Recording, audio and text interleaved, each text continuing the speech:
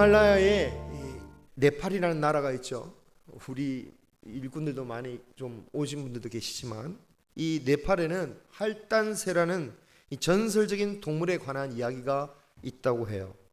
이 새는 둥지 없이 살아가는데 이 히말라야의 그 높은 곳에 그 추운 곳에서 살아갑니다. 문제는 둥지를 만들지 않아요. 둥지를. 그래서 밤만 되면 추위에 부들부들 떨면서 이런 결단을 한다고 합니다. 내일은 꼭 둥지를 만들어야지. 내일은 기필코 둥지를 만들어서 따뜻하게 잘 가야지. 그런데 막상 해가 떠오르고 따뜻해지기만 하면 그 간밤의 결심은 다 까먹고 하루 종일 날아다니면서 벌리 잡아먹는데 그냥 여념이 없대요. 그러다가 밤이 되면 또 부들부들 떨면서 아이고 내일은 꼭 둥지를 만들어야지. 내일은 꼭 둥지를 만들어야지. 물론 새가 정말 그랬겠습니까마는 아마 그런 새를 바라보면서 이 사람들이 그런 생각을 했던 것 같아요. 그만큼 사람이야말로 정말 잊지 말아야 할 중요한 것들을 종종 잊어버리면서 살아가는 존재들입니다. 그럼에도 불구하고 우리가 특히 우리 그리스도인이 잊지 말아야 할 것이 있다면 그것은 바로 하나님께서 나의 주인이시다. 하나님께서 나의 주인이시다. 이것을 우리는 매번 잊지 말아야 할 것입니다. 그런데 오늘 포도원 비유를 통해서 예수님은 이렇게 잊어먹고 사는 것, 주인을 잊어먹고 사는 것은 단순히 기억력의 문제가 아니라 악한 마음에서 심판받을 수밖에 없는 그 죄에서 나오는 것임을 분명히 말씀하고 있죠. 1절에 보시면 어느 한 사람이 포도원을 만들었습니다. 포도원을 만들었다는 것은 땅을 일구고 포도나무를 심었다라는 말씀이겠죠. 그리고 그 주위에 산 울타리를 둘렀다고 말하고 있습니다. 심지어 그 포도의 집을 짜는 틀까지 다 만들었습니다. 그리고 동물이나 도적을 경계하는 그들을 막을 수 있는 망대, 탑까지 세웠어요. 그렇게 포도원을 다 만들어 놓은 후에 농부들에게 포도원을 맡기고 새를 주었다라고 말하고 있어요. 공동번역에서는 이 농부들을 소작농으로 번역했는데요. 그런데 일반적인 개념, 일반적인 소작농하고는 다르죠. 소작농하면 땅만 빌려주는 거잖아요. 땅만 빌려주고 거기서 뭘 하든 거기서 세금을 받는 겁니다. 그런데 오히려 모든 것을 다 갖추고 심지어 포도주를 만드는 기계까지 다 만들어준 이 모습은 어찌 보면 소작농이라고 하기에는 보다는 어쩌면 일꾼에 가깝다라고 볼 수 있어요. 그래서 일당이나 아니면 월급을 주어도 되는데 아니 이 농부들에게 새만 주면 다른 모든 것은 다 너희들이 가져라 이런 계약을 했다는 것 자체가 참으로 놀라운 복받은 계약이라고 할 수 있을 것입니다. 현실에서 이런 계약을 할 주인은 없을 거예요. 자기가 다 만들었는데 왜 굳이 새를 줘서 새만 받겠습니까? 그냥 조금만 주면 될 텐데. 이런 설정은 이 주인이 이 세상의 일반적인 사람을 가리키는 것이 아니라 하나님을 가리키고 있음을 보여주고 있죠. 하나님께서 이 세상을 창조하시고 우리에게 맡기셨습니다. 그리고 주님께서는 우리에게 일부만 드리게 하고 모든 것은 우리가 다 가질 수 있도록 하셨어요.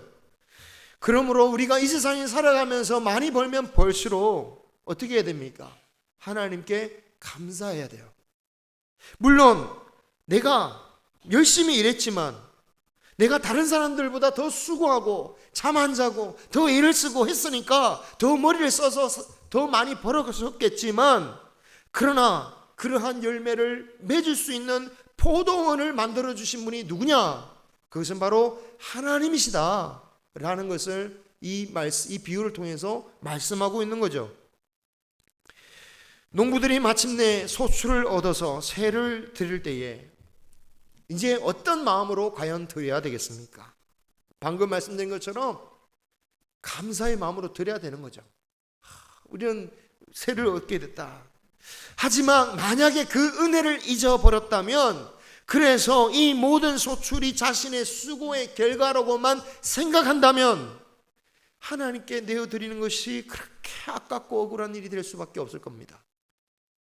포도원 비유에 나오는 농부들이 바로 그러했죠. 2절에 주인이 소출할 시기가 되어 농부들에게 세를 요구하는 종을 보냈습니다. 그랬더니 농부들이 주인이 보낸 종을 때리고 빈손으로 돌려보냈어요. 그들이 종을 때렸다. 무슨 뜻입니까? 그들이 분노했다라는 거예요. 우리에게 이런 걸 요구해? 기가 막히다라는 거예요. 포도원을 만들어 주었던 주님의 은혜를 잊어버리니까 그 주인을 어떻게 생각하는 겁니까? 어디 가만히 있다가 우리가 애써 일한 것을 달라고 하냐면서 분노하는 거죠. 정말 분노해야 할 사람은 누구입니까? 주인이죠. 그런데 주인은 별다른 반응을 보이지 않고 다시 두 번째 종을 보냅니다. 그러자 농부들은 더 심하게 대했습니다. 찾아온 두 번째 종의 머리에 상처를 내고 능욕해서 모욕해서 돌려보냈습니다. 무슨 뜻입니까? 확고하게 그 주인과 선을 긋는 거죠. 더 이상 우리에게 이런 요구를 하지 마라. 우리가 어떻게 할지 모른다. 더 이상 건드리지 마라. 우리는 당신에게 줄 것이 없다. 선전포고하는 겁니다. 자, 이 정도가 됐다면 벌써 주인은 농부들을 어떻게든 소탕을 해야죠. 뭐 해고를 하든지 아니면 법적 책임을 묻든지. 그런데 어찌된 일인지 주인은 여전히 인내심을 가지고 다시 종을 보냅니다. 그랬더니 이번에는 아예 종을 죽여서 버렸어요. 주인을 원수로 삼았습니다. 그런데 이런 농부들의 악행에도 불구하고 주인은 계속해서 종들을 보냅니다. 그렇게 보냄받은 종들 중에는 더러는 맞기도 하고 더러는 죽기도 했다라고 말하고 있습니다. 그렇게 하다 보니까 더 이상 보낼 종이 없을 지경이 된 거예요. 이 비유에서 이해 안 되는 사람이 누굽니까? 농부입니까? 아니죠. 저는 농부들의 행동이 악하긴 하지만 이해 못할 정도는 아닌 것 같아요. 그럴 수 있겠다, 그런 생각이 들어요. 정말 이해 안 되는 사람은 누굽니까? 포도원 주인이에요. 아니 어떻게 그렇게 종이 희생되어지고 자신을 모욕하는데도 종들을 보내는 게 이해가 안 되는 겁니다. 당장에 농부들을 진멸해도 모자랄 판에 이번에는 마지막으로 자신의 아들까지 보내려고 해요. 비현실적인 존재입니다. 비현실적인 사람입니다. 세상에 이런 사람이 어디 있겠습니까? 이 비현실적인 존재가 누구라고 말하는 겁니까? 하나님이시다라는 거예요. 하나님을 두고 지금 말씀하시는 거죠. 우리 하나님은 이 세상에서는 비현실적인, 이 세상에서는 존재하지 않는 인내로서 우리를 기다리신 분이다라는 것을 우리는 잊지 말아야 됩니다. 그 인내로 이스라엘도 기다려 주셨죠. 오늘은 말씀 안 찾고 PPT를 쓰겠습니다. 이사야서를 보면 오늘 예수님의 비유와 아주 일맥상통하는 하나님의 말씀이 나와요. 이사야 5장 7절 같이 한번 읽어보겠습니다. 시작. 무릇 기뻐하시는 나무는 유다 사람이라. 아멘. 그래요. 하나님께서 이스라엘 백성을 택하시고 세우셔서 그것을 포도원으로 삼으신 거예요. 그리고 이 포도원으로 삼으셨고 포도나무로 만드셨다라는 의미는 이 포도원을 통해서, 이 포도나무를 통해서 뭔가를 얻고 싶으시다라는 뜻이죠.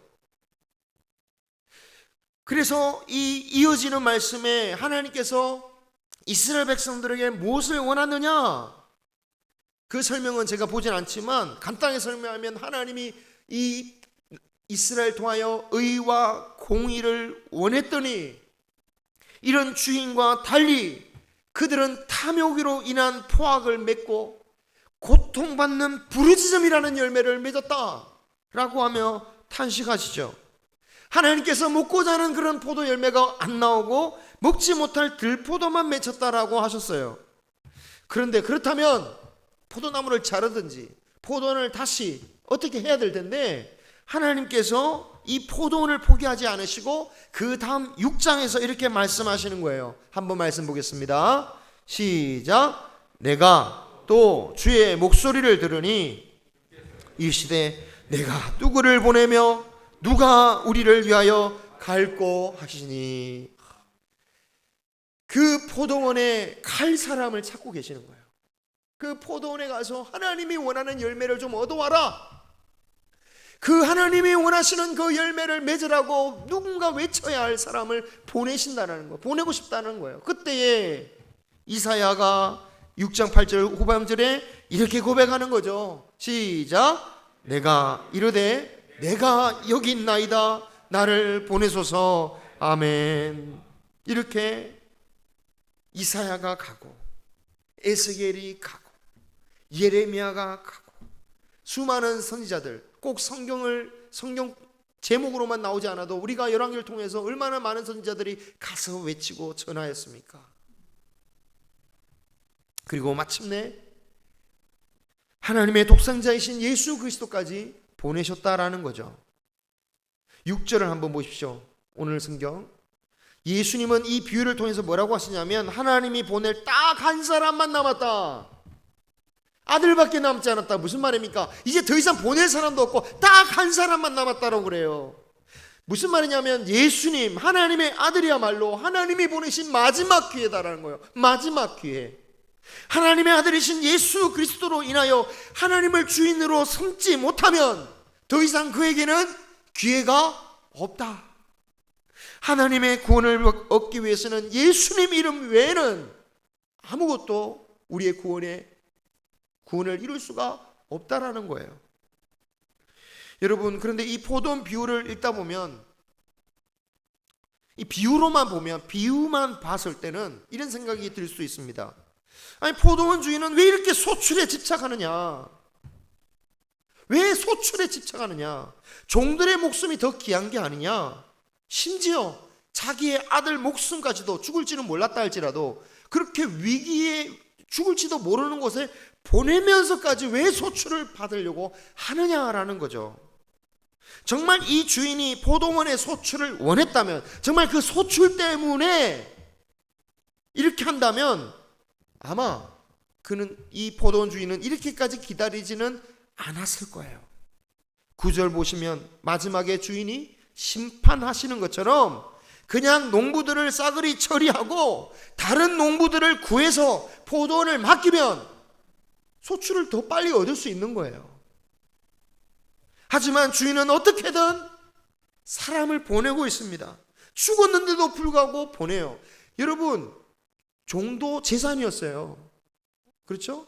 옛날에는, 고대는 종도 재산입니다. 아주 비싼 재산이에요. 더 비싼 재산, 이렇게 말하니까 좀 이상하긴 하지만 어쨌든 하나님의 귀한 종들을 그렇게 보내면서 그들이 죽고 다치는데 계속해서 보내는 이유가 뭡니까? 마지막 남은 아들까지 보내면서 어떤 기대를 하냐면 최소한 나의 아들에게만큼은 존대해 줄 것이다. 존대해 줄 것이다. 무슨 말입니까? 이 아들 때문이라도 나를 주인으로 이제는 인정해 주겠지. 농부들이 정말 주인이 원한 것은 그 소출보다 농부들이 자신을 주인으로 다시 받아들이기를 원했다라는 거죠. 그 주인의 자존심, 명예 때문이 아닙니다. 주인의 자존심, 명예 문제라면 한 번 배신일 때, 그러잖아요. 뭐 무서운 영화 보면, 조폭 영화 보면 부하 중에 한 번 배신하면 가차 없잖아요. 한 번 실수하면 끝납니다. 왜? 내 명예를 높이기 위해서. 독재자들도 그래요. 한 번 실수하면 그냥 바로 잘라요. 그래야 내가 명예 살리니까. 정말 이 주인이 자신의 명예와 자신의 자존심을 걸었다면 한 명 맞고 돌아왔을 때 그때 바로 나가는 거예요. 한데 그게 문제가 아니에요. 농부들이 멸망하지 않기를 원한 거예요. 농부들을 포기하고 싶지 않았던 겁니다. 이것이 원수되었던 인간들을 심판하지 않으시고 아들까지 보내신 하나님의 마음이었다라는 거예요. 정상적인 사람은 이렇게 하지 않잖아요. 정상적인 주인들은 이렇게 하지 않아요. 하나님이 그러신다라는 거예요. 하나님이. 이 포도원의 주인보다 더한 것은 우리를 하나님의 백성으로 삼으시기 위하여 자신의 아들을 그냥 내보내신 정도가 아니라 대신하여 고난을 받고 죽음까지 당하게 하셨다라는 거예요. 실제로 하나님께서 그의 아들을 이 땅에 보내셨다라는 의미는 이 비유에서처럼 그냥 보내는 정도가 아니라 우리를 위하여 죽게 만드시는 것이 보내셨다라는 거죠. 아들이신 예수님은 어떻게 하십니까? 자신의 생명을 이 원수와 같았던 자들을 위해서 버리시려고 하는 그 하나님 아버지의 뜻에 어떻게 하시죠? 아버지의 뜻대로 하옵소서. 하나님의 아들이시지만 이 땅에 종의 형체를 입고 오셔서 종처럼 순종하여서 십자가를 지신 것입니다. 그리고 십자가에 달려 고통받는 그 순간까지도 자신을 모욕하는 그 십자가 앞에 무리를 향해서 저들의 죄를 용서하여 주옵소서, 저들이 죄로 멸망하지 아니하고 참주이신 주인이신 하나님께로 돌아올 수 있게 해달라고 기도하고 계신 거죠. 우리는 이 예수 그리스도를 영접함으로 말미암아 하나님께 돌아올 수 있었습니다. 예수 그리스도를 영접했다라는 것은 우리가 주님으로 고백하듯이 우리가 하나님의 것이 되었다는 것이고 하나님의 종이 되었다라는 것입니다. 내 뜻대로 내가 하나님의 종이 되어야지 하면서 되는 게 아닙니다. 교회를 열심히 다니고 헌금을 열심히 해서 하나님의 종이 되어야지가 아닙니다. 오직 나를 위하여 이 땅에 오신 예수 그리스도를 영접함으로 말미암아 우리는 하나님의 종이 다 된 것입니다. 그런데 이 농부들은 주인의 아들을 결국 거부합니다. 죽이자고 합니다. 그 목적이 뭡니까? 잘 되었다. 저 아들은 주인의 하나밖에 없는 아들이다.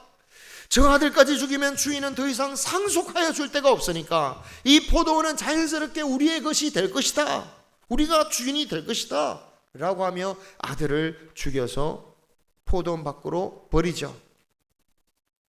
포도원 밖으로 내버린 것은 1차적으로 예수님을 거절하고 예루살렘 밖에 있는 골고다의 십자가에 매단 유대인 행태를 가리키기도 하지만 그보다 더 본질적인 의미는 우리를 위하여 십자가에 달리신 예수 그리스도, 그 그리스도를 주인으로 받아들이지 않는 자들을 향하여서 하신 말씀이다라는 거예요. 여러분, 십자가에 매달린 사람들은 예수님이 하나님의 아들이라는 것을 몰랐어요. 최소한. 그죠? 인정을 못했어요. 하나님의 아들이라고 인정까지 못했어요. 그리고 몰라서 매단 거예요. 하지만 예수 그리스도를 영접한 사람은 주님은 하나님의 아들이심을 알면서 그 아들이신 예수님을 주인으로 모시지 못한다면, 주인으로 거절한다면 오히려 이 비유는 유대인보다 예수 그리스도를 영접한 우리에게 더 주시는 말씀이다라고 볼 수가 있겠죠. 우리는 항상 스스로에게 물어봐야 됩니다. 정말 하나님의 내가 실제적으로 주인으로 여겨서 내 삶의 주관자가 되게 하시는가? 내 삶의 선택과 결정 가운데 정말 예수님의 말씀과 그 예수님이 중심이 되어 주시는가? 기준이 되어 주시는가?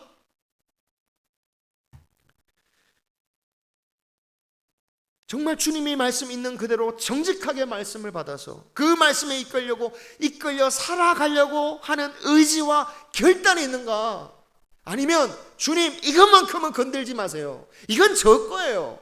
하나님의 아들이신 거 알아요. 제가 주인으로 인정해드립니다. 하지만 이건 건드리지 마세요 라고 하는가? 여러분, 이런 말씀이 우리를 어리둥절하게 만들지 않기를 바랍니다. 아니 목사님, 설교를 정말 우리에게 좀 기분 좋게 행복하게 해주는 말씀을 줘야지 왜 이렇게 어렵게 신앙생활 하라고 자꾸 말씀을 주십니까? 여러분, 내가 무슨 바울도 아니고 목회자도 아니고 심지어 중직자도 아닌데 뭘 그렇게 수준 높은 신앙을 요구하십니까? 적당한 말씀을 주시고, 아니 어려운 말씀을 주시지 말아야죠. 여러분, 이런 생각이 들 수는 있습니다만 우리가 항상 말씀을 따라 생각하기 바랍니다. 말씀을 따라서 생각하기 바랍니다.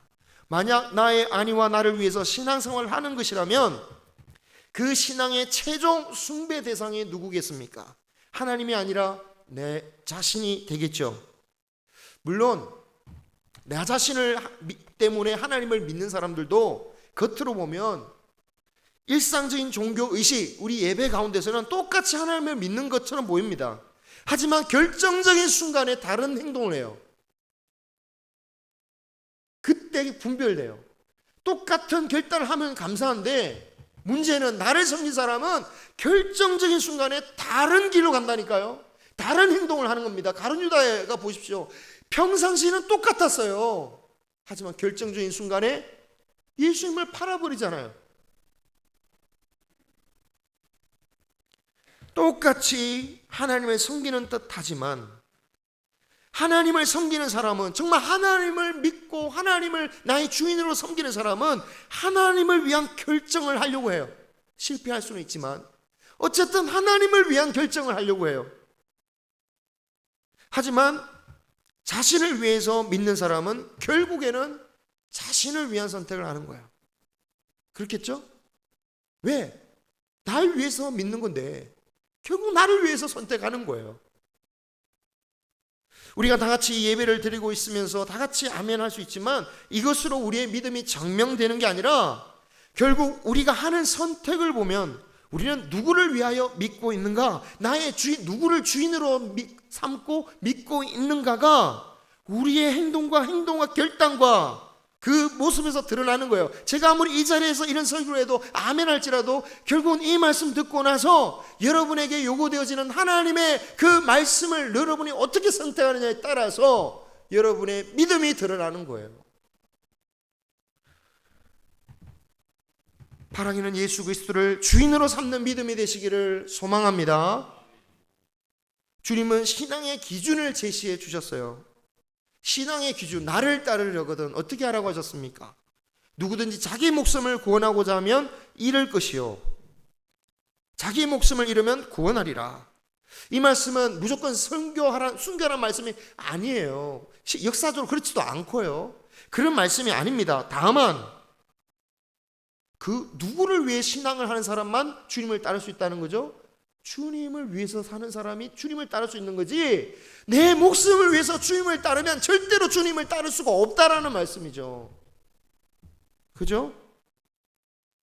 하나님보다 자신을 아끼고 위하는 신앙으로 구원에 이를 수 없다라고 주님은 그 신앙의 기준을 말씀하고 있는 거예요. 일상적인 쉬운 예를 들어서 여러분 사업장의 직원이 만약에 자기 중심적으로 사장님 말씀, 사장님 중심이 아닌 내 중심으로 일한다고 생각해 보세요. 그런 직원 데리고 일할 수 있겠습니까? 외국인 직원들 중에는 말도 잘 못하시는 분들이 있죠. 처음에 일도 처음 하시는 분들이 있다고 들었습니다. 그래서 처음에 하면 정말 너무 힘든 경우가 많으시다고 그러십니다. 그런데 제 마음 같아서는 그 직원이 어떻게든 사장님의 말씀을 따라서 사장님이 원하는 일대로 내가 하려고 애를 쓴다면 좀 부족하고 실수해도 어떻게든 사장님이 참지 않겠습니까? 좀 기다려보자. 그래.